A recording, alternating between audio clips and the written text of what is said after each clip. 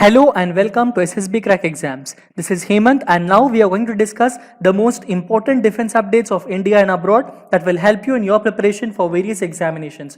Before beginning, I would like to tell you that SSB Crack Exams is India's largest online most preferred defense exams preparatory portal where you will get the courses for NDA, AFCAT, CDS, INET, and the Territorial Army, Indian Air Force Group X and Group Y exams also. You can follow us on Twitter, on Instagram, on YouTube, and you can even directly visit us through our website learn.ssbcrackexams.com. You can even download our app from Google Play Store. Before beginning, I would like to start with the question of the day which I have posted on 25th of April 2020 on Saturday, and the question was, on 15th of this month, Indian Air Force celebrated the birth anniversary of which famous personality? The answer for this is Marshal of the Indian Air Force, Arjun Singh, Distinguished Flying Cross. Born in Lialpur in Punjab of British India, now this Lialpur is known as Faisalabad, it is now in Pakistan, and he was born on 15th April 1919 and he was died on 16th September 2015. He joined the Royal Air Force College at Cranwell at a very early age of 19 years and he graduated from it in the year of 1939. Having a very distinguished and beautiful career in the Air Force, he became the Chief of Air Staff on 1st August 1964. For his distinguished service in the commanding of Indian Air Force during the Indo-Pakistani War of 1965, he was awarded Padma Vibhushan by the President of India. Then, to go more in detail about it, after retiring from the Indian Air Force, he didn't keep quiet. He even served as a diplomat, as a politician, and even as an advisor to the government of India. He was the ambassador to Switzerland, the Holy See, and Liechtenstein from the year of 1971 to 1974. From 1974 to 1977, he served as High Commissioner of India to Kenya, and from 1989 to 1990, he was the Lieutenant Governor of Delhi. In the year of 2002, he was conferred upon the Air Force's highest, most decorated rank, and that is the Marshal of the Indian Air Force. Now we shall begin with the defense updates. The first defense update is that 4 terrorists have been killed in an encounter between the personnel of Indian Army, CRPF police and terrorists in the Gadar area of Kulgam sector. Operation is still underway and still we are getting news about that, about the situation in Jammu and Kashmir. Yesterday, what happened was that the Rashtriya Rifles along with the J&K police achieved a major success while bursting a terrorist hideout in Ghorian district in Doda in Jammu and Kashmir yesterday. 2 AK rifles, 2 AK magazines, 1 Chinese pistol with 1 magazine and large quantity of ammunition was taken away from them. The next defense update is about the Border Roads Organization opens the Rohtang Pass. Rohtang Pass is actually a very high mountain pass on eastern Pir Panjal range of Himalayas. This pass connects Kulu Valley with Lahaul and Spiti valleys of Himachal Pradesh.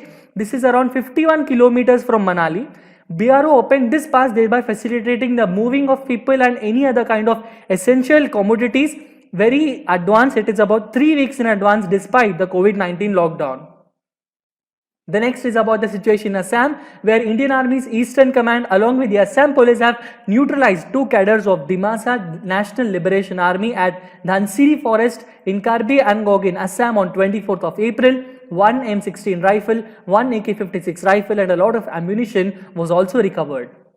Next is about the New Zealand Defence Force personnel navigate Anzac Day 2020 in a world isolated by COVID-19. Anzac Day is actually a very national day, like we celebrate Republic Day and Independence Day. The Australians and New Zealand people, citizen, they celebrate Anzac Day as a remembrance of those people who served and died in all wars and conflicts and any other peacekeeping operations, and the contribution of they and the suffering of all those who have served this particular nation. This is celebrated on 25th of April every year.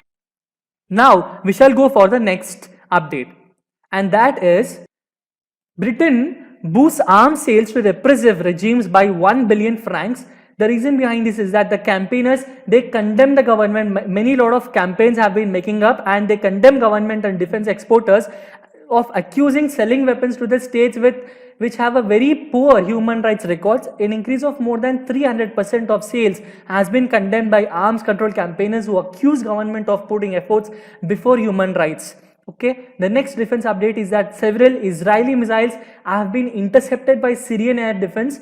They have said that the Syrian air defense did not give any details of the positions. Actually, it directly shot down all the different kinds of targets which they think that they have been of the Israeli Air Force interception. The news agencies described it as an Israeli aggression which has been carried out from a Lebanese airspace.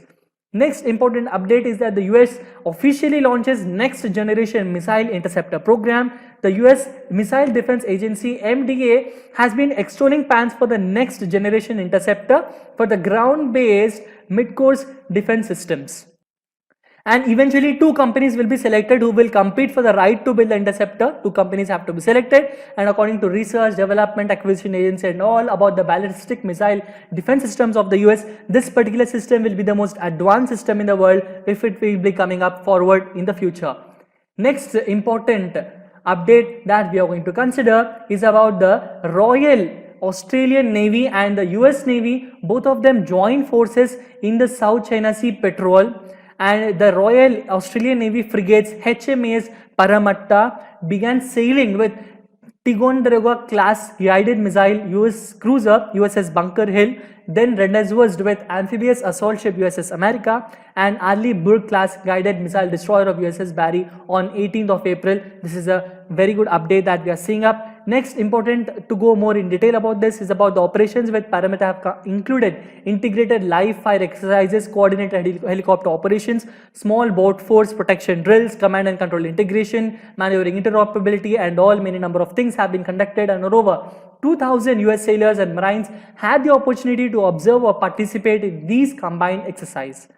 Next important update is about a surveillance space telescope collaboration has been done between the Royal Australian Air Force and US Space Force, and this has been a very important update for us for today. This program follows the platform's relocation, and Harnold E. Holt Naval Communications Station, which is situated in West Australia, has been the place where this particular surveillance telescope is under work. The next important update is about the Airbus achieves air-to-air refueling milestone with F-16 jet. This is actually the first ever fully automatic air-to-air refueling operation which has been conducted by an Airbus tanker test aircraft with a Portuguese F-16 fighter aircraft acting as the receiver. This has been done over the Atlantic Ocean and it has incorporated a boom system.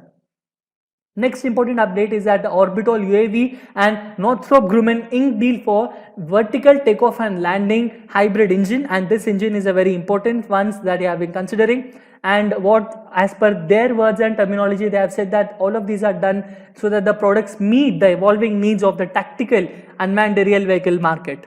Next important update is that ex-Royal Australian Navy Adelaide class frigates have been commissioned with the Chilean Navy. The Chile has been a country, and where the Australia has officially transferred Adelaide class frigates to Melbourne, Newcastle to the Chilean Navy during a commission ceremony on 15th April at HMAS Watson Naval Base.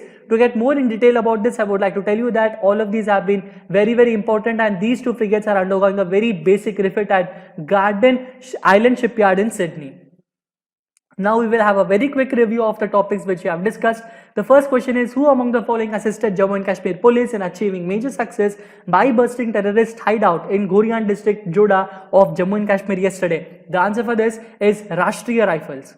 Rohtang Pass connects, is it from Ladakh to Nubra Valley, or Kulu Valley to Lahaul Valley, or Kashmir Valley to Sulu Valley, or Sikkim to Chinese Tibet? The answer for this is Kulu Valley with Lahaul Valley. Space Surveillance Telescope is a collaboration between Australian Air Force and US Air Force, or Chinese Air Force and US Air Force, or whatnot. The correct answer for this is the Australian Air Force and US Air Force. The next important question is, Australia has officially transferred which class frigates to Chilean Navy? The correct answer for this is Adelaide class frigates.